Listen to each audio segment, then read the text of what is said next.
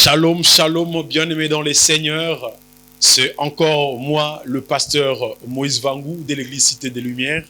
Nous revenons encore aujourd'hui pour un autre numéro, un autre thème que nous allons aborder aujourd'hui qui s'intitule la sanctification. Aujourd'hui, nous allons parler de la sanctification. Alors, je vous demande, là où vous êtes, de serrer vos ceintures. Nous allons décoller ensemble. Je vais commencer par la prière. Père, nous te disons merci pour ce moment merveilleux que nous allons passer ensemble avec les téléspectateurs. Je te prie de me oindre, Père. Qui suis si ce n'est qu'un morceau de poussière? Ce peuple n'est pas assis devant leurs écrans pour écouter un homme, mais ce peuple est assis pour écouter Dieu. Je prie, Seigneur, que tu parles à tout le monde. Même moi aussi, je veux que tu me parles. Bénis tout un chacun. Je proclame ton royaume dans le nom de Jésus. J'ai ainsi prié. Amen. Amen, amen. Voilà donc, j'ai dit que je vais parler sur la sanctification. Nous prenons nos Bibles dans le livre des 1 Thessaloniciens 4, versets 3 jusqu'à 7. 1 Thessaloniciens 4, versets 3 jusqu'à 7. La Bible dit ceci. 1 Thessaloniciens 4, 3 à 7. Ce que Dieu veut, c'est votre sanctification. Ce que vous vous absteniez de l'impudicité, ce que chacun de vous sache posséder son corps dans la sainteté et l'honnêteté, sans vous livrer à une convoitise passionnée comme font les païens qui ne connaissent pas Dieu. Ce que personne n'use envers son frère de fraude et de cupidité dans les affaires, parce que le Seigneur tire vengeance de toutes ces choses, comme nous vous l'avons déjà dit et attesté. Le dernier verset, verset 7, car Dieu ne nous a pas appelés à l'impureté, mais à la sanctification. Oh, que j'aime ces textes. Bien aimé, on va parler sur la sanctification. Alors, c'est quoi la sanctification? Bien aimé, la sanctification, c'est une réalisation progressive d'une vie de sainteté. La sanctification, c'est une réalisation progressive. Bien aimé, j'aimerais dire à quelqu'un que la sanctification, c'est pas quelque chose que tu le fais aujourd'hui et puis tu arrêtes de faire. Non. Ou tu le fais aujourd'hui, tu le fais demain, tu arrêtes de faire. Non. Mais la sanctification, c'est une réalisation progressive. Donc, chaque jour, nous sommes appelés, bien aimés, à vivre la sanctification. Chaque jour, si hier, je marchais dans la sanctification, aujourd'hui encore, je dois marcher dans la sanctification. Demain encore, je dois marcher dans la sanctification. Parce que la sanctification, c'est une réalisation progressive d'une vie de la sainteté. Alléluia. Bien aimé, quand nous comprenons que la sanctification est une réalisation progressive, alors qu'est-ce que nous devons réaliser d'une manière progressive? C'est quoi ce qu'on doit réaliser d'une manière progressive? Le texte que je venais de lire essaie un peu de laguer tout ce qu'on doit essayer de réaliser chaque jour. La Bible dit ceci, c'est que Dieu veut, c'est votre sanctification. Déjà, les textes nous montrent la volonté parfaite de Dieu. Tu es un enfant de Dieu, tu n'as jamais connu la volonté de Dieu. Aujourd'hui, je viens te dire que ce que Dieu veut, c'est votre sanctification. Bien aimé, ce que Dieu veut, c'est ta sanctification. Ta vie de sanctification, Dieu aime cela. Dieu le veut. Voilà pourquoi il m'envoie ce soir pour venir te dire que ce que Dieu veut, c'est la sanctification. Alors, on commence maintenant à expliquer c'est quoi la sanctification. On dit, ce que vous vous absteniez de l'impudicité. Bien aimé, celui qui vit dans la sanctification, il doit s'abstenir de l'impudicité. Tu ne peux pas être quelqu'un qui vit la sanctification si tu marches dans l'impudicité. Deuxième chose qu'on dit dans ces textes, c'est que chacun de vous sache posséder son corps dans la sainteté et l'honnêteté. Deuxième chose pour vivre la sanctification, tu dois savoir posséder ton corps. Alléluia. Tu dois savoir posséder ton corps dans quoi? Dans la sainteté et dans l'honnêteté. Tu veux vivre la sanctification, tu dois marcher dans l'honnêteté. Tu dois vivre la sanctification, tu dois savoir posséder ton corps dans la sainteté.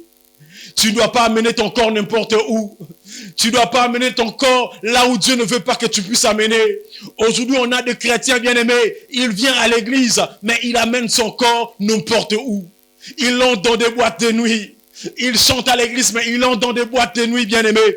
Mais deuxième chose, bien-aimés, pour vivre la sanctification, tu dois savoir posséder ton corps dans la sainteté et dans l'honnêteté.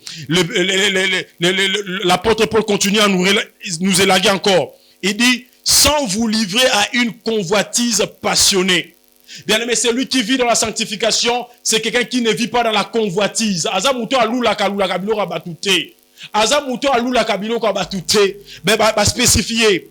Comme font les païens qui ne connaissent pas Dieu. Ce sont les païens de Bazababilula Lula. Les païens sont les gens qui en vivent.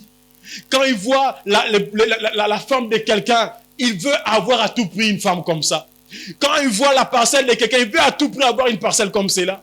Bien aimé, quand tu commences à marcher dans la sanctification, tu ne dois plus vivre dans la convoitise passionnée. Tu ne dois plus, c'est vrai, tu peux apprécier la chose d'autrui, mais tu ne dois pas être passionné que je veux à tout prix avoir ça. Comme ce roi-là, bien aimé, de Guérard, qui a voulu avoir la femme d'Abraham. Osana moi sinayo, mais Alinga moi c'est Abraham.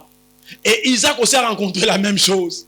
Alléluia. Bien aimé, il y a des gens, quand même, on peut lui donner même 10 femmes. Lui, il ne va pas se satisfaire. Ce sont les païens qui sont comme ça. Même quand il a 10 parcelles, il veut tuer encore d'autres personnes pour en voir encore plus.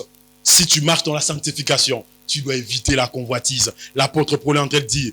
Il continue encore dans les versets 6, il dit ceci. Ce que personne n'use envers son frère de fraude, de cupidité dans les affaires. Bien aimé, un homme qui vit dans la sanctification, c'est quelqu'un qui ne pratique pas le fraude. C'est quelqu'un qui ne vit pas dans la cupidité. Quand tu commences à être Ouazolanzimbu, tu n'es pas dans la sanctification. C'est l'apôtre Paul qui le dit en ces lieux. Tu ne dois pas vivre dans la cupidité. Tu ne dois pas vivre dans la fraude. Toi qui vends dans les marchés,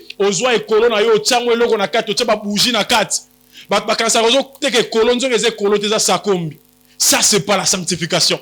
À l'église, tu es là en train de chanter Nzamba Kumama, mais tu n'es pas dans la sanctification.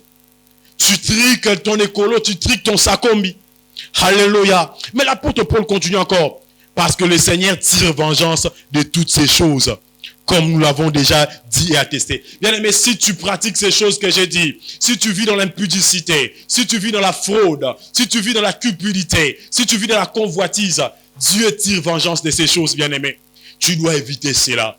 Bien aimé, tu dois chaque jour vivre cette réalisation progressive. Chaque jour, tu dois fuir l'impudicité. Chaque jour, tu dois fuir la convoitise. Chaque jour, tu dois fuir le fraude. Chaque jour, tu dois fuir la cupidité. Parce que chose bien aimée, Dieu tire vengeance de cela.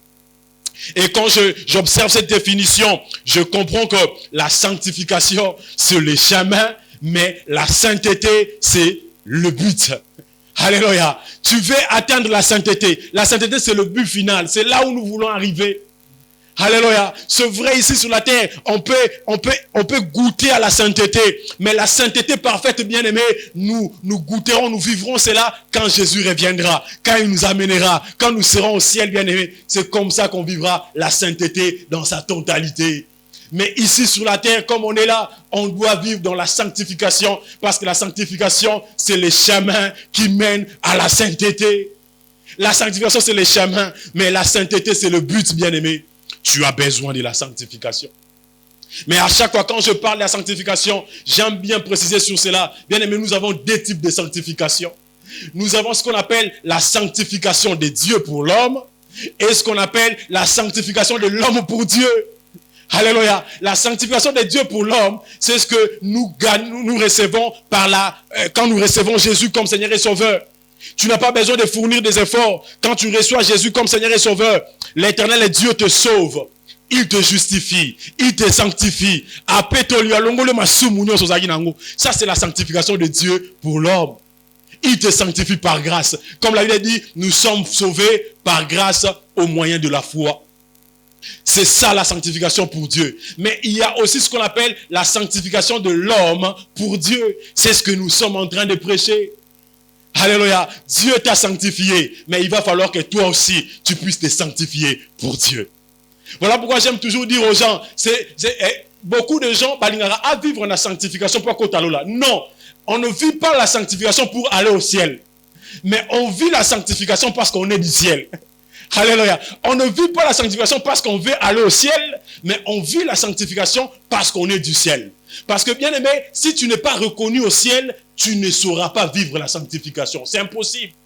La sanctification, c'est la conséquence des gens qui sont élus au ciel. Les gens qui ont été acceptés au ciel. Si tu n'es pas accepté au ciel, bien-aimé, tu ne sauras pas vivre la sanctification. Et c'est très important ce que je suis en train de dire. Et bien-aimé, il y a 2 secrets concernant la sanctification. Le premier secret pour la sanctification, le premier secret pour vivre la sanctification, bien-aimé, c'est la communion avec un Christ vivant. Bien-aimé, tu ne peux pas vivre la sanctification si tu n'es pas en communion avec un Christ vivant. Il faut avoir la communion avec un Christ vivant. Ça veut dire quoi? Il faut donner ta vie à Jésus. Il faut recevoir Jésus comme Seigneur et Sauveur. C'est comme ça que tu peux commencer à vivre la sanctification. Si tu ne reçois pas Jésus dans ta vie, bien aimé, c'est impossible que tu vives la sanctification. La première des choses, tu dois avoir une communion avec un Christ vivant. Adam et Ève, en Éden, ils étaient en communion avec Dieu. Ils étaient en communion avec Dieu. Chaque fois, quand l'Esprit était avec eux, chaque soir, ils devaient revenir auprès de Dieu pour parler avec Dieu. C'était ça, la sanctification. Mais quand ils ont chuté, Adam ne pouvait plus supporter la présence de Dieu. Adam ne pouvait plus revenir auprès de Dieu. Bien-aimé, le premier secret de la sanctification, c'est avoir une communion avec un Christ vivant. Parce que, bien-aimé, ceux qui ne connaissent pas Christ, ils ne peuvent pas vivre la sanctification. C'est impossible. Tu ne peux pas vivre la sanctification sans Christ. Mais deuxième chose, tu peux être en Christ, mais ton Christ est mort. Alléluia. Bien-aimé, il y a des gens qui ont Jésus dans leur cœur, mais ce Jésus-là n'est pas vivant. Ce Jésus-là ne parle plus. Il a tellement empiété Jésus dans son cœur. Il a tellement saboté Jésus. Ce Jésus-là ne parle plus. Ce Jésus-là n'est plus vivant. Lui-même, il sent que je n'ai pas une relation vivante avec Dieu. Je n'ai pas une relation vivante avec Dieu. Quelle est la dernière fois que Dieu t'a parlé? Quelle est la dernière fois que Jésus t'a interdit quelque chose à faire? Quelle est la dernière fois où il t'a réveillé la nuit pour te dire que réveille-toi et commence à prier? Quelle est la dernière fois? Bien aimé, pour vivre la sanctification, tu as besoin de la communion avec un Christ vivant. Un Christ vivant. Est-ce que Jésus vit encore dans ton cœur? Est-ce que tu sais écouter encore les battements de son cœur? Est-ce que tu sais encore entendre sa volonté pour ta vie? Bien aimé, tu auras besoin de la communion avec un Christ vivant pour vivre la sanctification. Le deuxième secret concernant la sanctification, bien aimé, il faut s'abandonner à l'action du Saint-Esprit. Bien aimé, pour vivre la sanctification, il faut s'abandonner à l'action du Saint-Esprit. Laisse le Saint-Esprit commencer à te conduire. Laisse le Saint-Esprit commencer à te diriger. Abandonne-toi à l'action du Saint-Esprit. J'aimerais dire à quelqu'un, c'est lieu, même Jésus, quand il est venu sur terre, bien aimé, dans le domaine d'être né sur la terre, Jésus était né comme toi et moi. Et Jésus, il a fonctionné, il dépendait du Saint-Esprit. Il est venu pour nous montrer ce que l'homme est capable de faire avec le Saint-Esprit. Dans Actes chapitre 10, verset 38 ou 39, dans d'autres versions, la Bible dit ceci: vous savez comment Dieu a oint d'esprit et de force Jésus de Nazareth. Quand l'apôtre est en train de parler ici, il n'a pas dit Jésus-Christ, il a dit Jésus de Nazareth. C'est-à-dire Yesu mabota qui na Nazareth, donc Yesu ya moto, Yesu ya nzambete, mais Yesu ya moto. Vous savez comment Dieu a oint d'esprit et de force Jésus de Nazareth. Jésus avait besoin du Saint-Esprit pour faire ce qu'il avait à faire, pour guérir les malades, pour annoncer l'évangile. Il avait besoin du Saint-Esprit. Sans le Saint-Esprit, bien aimé, Jésus serait limité sur la terre. Voilà pourquoi même Jésus lui-même, il dit, il vous est avantagé que je m'en aille. Parce que quand Jésus était sur terre, c'était Dieu, mais il était enfermé dans une zone simplement. Il était enfermé dans un seul corps. Mais il a fallu que Jésus parte et qu'il envoie le Saint-Esprit, parce que le Saint-Esprit, quand il viendra, il va habiter dans chaque corps qui va accepter Jésus. Et le travail sera facile. Au moment où moi je suis en train de prêcher en ces lieux, le Saint-Esprit opère aussi avec quelqu'un en Haïti. Le Saint-Esprit opère aussi avec quelqu'un aux États-Unis. Voilà pourquoi, bien aimé, tu as besoin de t'abandonner à l'action du Saint-Esprit. Laisse-toi abandonner à l'action du Saint-Esprit. Laisse que le Saint-Esprit te conduise. Laisse que le Saint-Esprit te parle. Si tu n'écoutes pas le Saint-Esprit, bien aimé, tu ne sauras pas vivre la sanctification.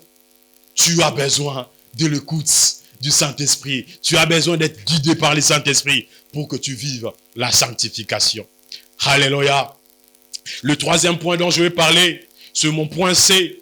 Il s'appelle « Comment s'offrir cette influence divine sanctifiante ?» Quelqu'un me dit, pasteur, oui, tu me parles d'un Christ vivant. Oui, tu me parles de s'abandonner au Saint-Esprit. Mais comment s'offrir cette influence divine sanctifiante? Comment se laisser que le Saint-Esprit commence à nous conduire? Il y a 3 points. Il y a 3 choses qu'il faut faire, bien aimé, pour se laisser influencer par le Saint-Esprit. Pour commencer à vivre la sanctification, tu as besoin de ces 3 choses encore que je dirais. La première chose, bien aimé, c'est par un effort renouvelé de fidélité morale. Bien aimé, comme Seigneur et Sauveur,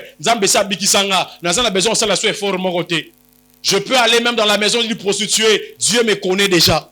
Non, bien aimé, la sanctification de l'homme pour Dieu, ça te demandera des efforts. Le premier effort, c'est un effort renouvelé de fidélité morale. Un effort renouvelé. Alléluia. C'est pas seulement un effort, tu fais l'effort aujourd'hui et c'est fini. Non, c'est un effort renouvelé de la fidélité morale. La fidélité, c'est quoi? La fidélité, c'est la capacité de prendre des engagements. Bien aimé, croire en Jésus, donner sa vie à Jésus, c'est un engagement que tu as pris. Servir Jésus, c'est un engagement que tu as pris. Alors tu dois faire des efforts pour renouveler chaque fois cet engagement. Un effort renouvelé de fidélité morale. Est-ce qu'aujourd'hui, nous avons encore des chrétiens fidèles dans nos églises? Est-ce que nous avons encore des chrétiens fidèles? Des chrétiens aujourd'hui qui commencent à mettre des limites à Dieu. Ils disent, si jusqu'à demain Dieu ne fait pas, j'abandonne la foi. Si jusqu'à demain Dieu ne fait pas, je déchire la Bible. Bien aimé, est-ce qu'on est encore fidèle? On nous appelle fidèles à l'église, mais est-ce qu'on est encore fidèle? Bien aimé, pour vivre la sanctification, il te faudra un effort renouvelé de la fidélité morale. Un effort renouvelé. Quelqu'un, un chrétien qui vit dans la sanctification, il a une morale pure. Il ne parle pas comme n'importe qui. Il ne parle pas comme n'importe qui. Il a une moralité. Il a une moralité. Deuxième effort à fournir, c'est par un effort de vigilance. Bien aimé, la sanctification te demandera aussi la vigilance. Ça te demandera la vigilance. Comme je l'avais dit au début, il y aura des endroits où il ne faudra pas aller à cause de la sanctification. Il y a des livres qu'il ne faudra pas lire à cause de la sanctification. Alléluia. Il y a des églises que tu ne dois pas entrer à cause de la sanctification. Il y a des choses à la télé que tu ne dois pas suivre à cause de la sanctification, bien-aimé. La sanctification demande un effort de vigilance. Tu dois veiller. Tu dois veiller sur le Saint-Esprit que tu as reçu. Tu dois veiller sur Jésus que tu as reçu. Tu dois veiller, bien-aimé.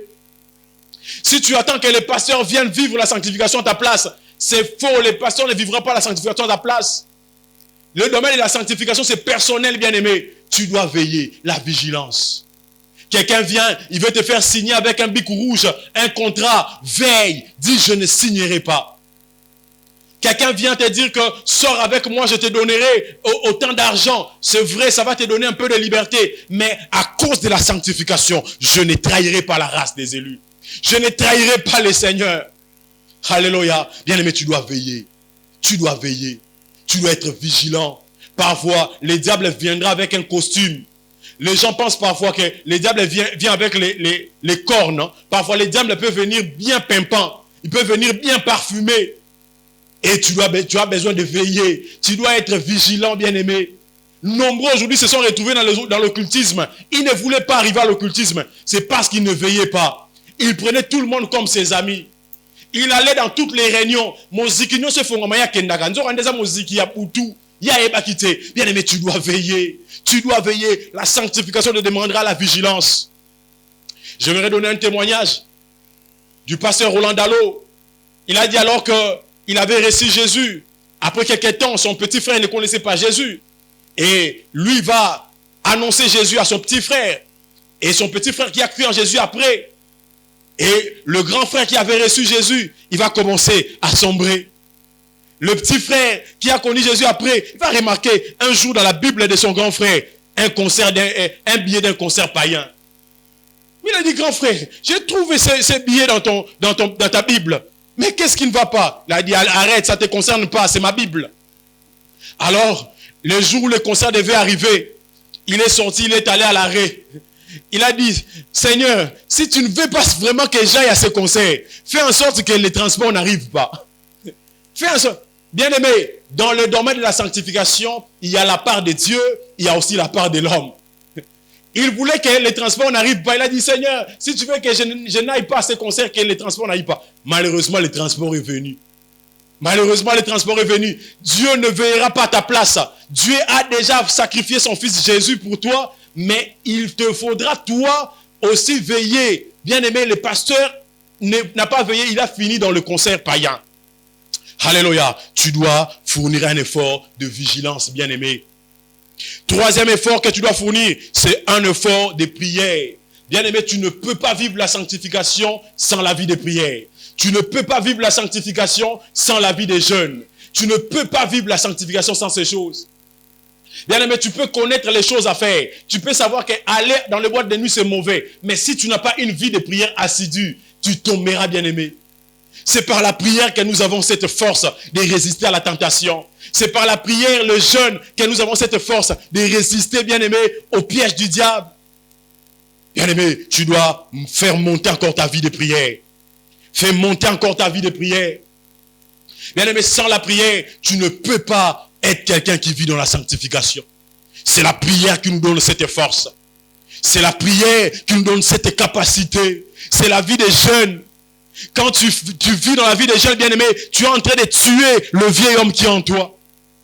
Bah te bénir, lorsqu'on a pour ça vivre la sanctification, mais la prière était au combi la sanctification d'engeni. Azan a pour ça vivre la sanctification, mais la vie à jeune était au combi la sanctification d'engeni.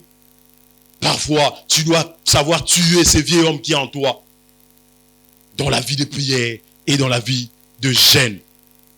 Alors, de nombreux passages apostoliques, bien aimés, parlent d'un effort de sanctification qui implique la volonté de se garder du mal et de se purifier.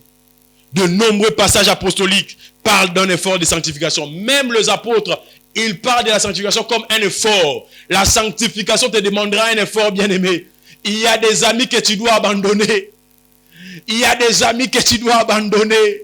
La sanctification te coûtera toujours quelque chose. Ça te coûtera la santé.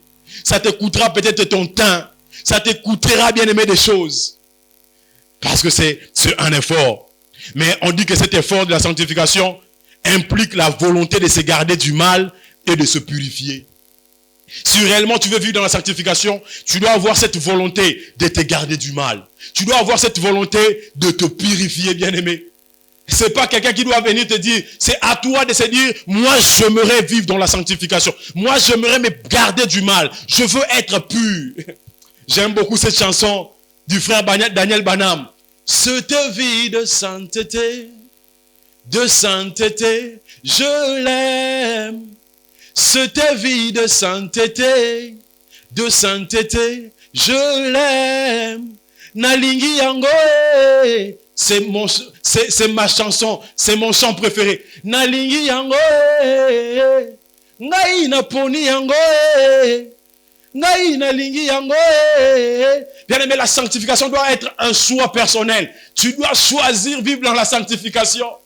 Ça ne doit pas être quelque chose de par défaut. La sanctification doit être un choix. Ta volonté de te garder du mal, de te purifier, bien aimé. Et beaucoup de gens, je reçois ces questions auprès des jeunes gens. Ils se disent, pasteur, même pasteur, j'aimerais te dire, bien aimé, même quand on dit tout, il y a toujours des exceptions. Même quand on dit tout, il y a toujours des exceptions. Ne te compromets pas parce que tout le monde tombe. Parce que quand tout le monde tombe, il y a toujours des exceptions. Je connais beaucoup de pasteurs qui se sont mariés chastes. Je connais beaucoup de pasteurs qui ont fait plus de 30 ans dans les mariages sans pour autant coucher avec une autre femme. Mais je sais que beaucoup de gens diront, pasteur, bon, j'aime pas donner mon propre témoignage, mais je donne mon propre témoignage. Bien aimé, je viens donner ce témoignage pas pour me vanter, mais pour te dire que c'est possible, bien aimé, sur cette terre de vivre dans la sanctification. C'est possible, bien aimé, parce que certains messages, bien aimé, passera par le biais des gens qui se sont conservés purs, par le biais des gens qui sont gardés purs, bien aimé. Alléluia. Bien aimé, depuis que je suis né jusqu'aujourd'hui, je vous prêche. j'ai 13 ans dans les mariages. Depuis que je suis né, je n'ai jamais couché avec une autre femme. Je n'ai jamais couché avec une autre personne. Parce qu'aujourd'hui, on doit le dire comme ça. Parce que si tu dis que tu ne couches pas sexuellement avec une autre femme, les gens croiront que tu couches avec des hommes. Les gens croiront que tu couches avec des animaux. Je n'ai jamais couché sexuellement avec une autre entité à part mon épouse. J'ai 13 ans dans les mariages, bien-aimés. C'est pour te dire que c'est possible. Si tu veux vraiment vivre dans la sanctification, Dieu te donnera cette force. Dieu te donnera cette force. Bien-aimé, c'est possible que personne ne te montre, te dise qu'il y a de faux pasteurs. Il y a de vrais pasteurs qui existent, bien-aimé. Si tu crois, tu verras la gloire de Dieu. Si tu crois, bien-aimé, tu verras la gloire de Dieu. Alors, bien-aimé, dans 2 Timothée, chapitre 2, verset 21, 2 Timothée 2, 21, je vais finir par ces textes. 2 Timothée 2, 21. Alléluia. 2 Timothée 2, 21. Je vais te donner maintenant l'importance de vivre la sanctification. 2 Timothée 2, 21. La Bible dit ceci. Si donc quelqu'un se conserve pur, en s'abstenant de ces choses, il sera un vase d'honneur, sanctifié, utile à son maître, propre à toute bonne œuvre. Bien aimé, ce message est long. Je vais continuer prochainement avec la deuxième partie où je parlerai sur les motifs de la sanctification. Mais aujourd'hui, je vais finir avec ces textes. On dit, si donc quelqu'un se conserve pur, en s'abstenant de ces choses, il sera un vase d'honneur, sanctifié, utile à son maître, propre à toute bonne œuvre. Bien aimé, c'est ça le bénéfice de la sanctification. C'est quoi les bénéfices de la sanctification? Si tu te conserves pur, bien aimé, en s'abstenant de ces choses qu'on avait citées avant, tu seras un vase d'honneur. Bien aimé, quand tu vis dans la sanctification, tu deviens un vase d'honneur pour Jésus. Tu deviens un vase d'honneur pour Dieu. Alléluia. On dit sanctifié, utile à son maître. Quand tu vis dans la sanctification, bien aimé, tu deviendras utile pour Jésus. Tu deviendras utile pour Dieu.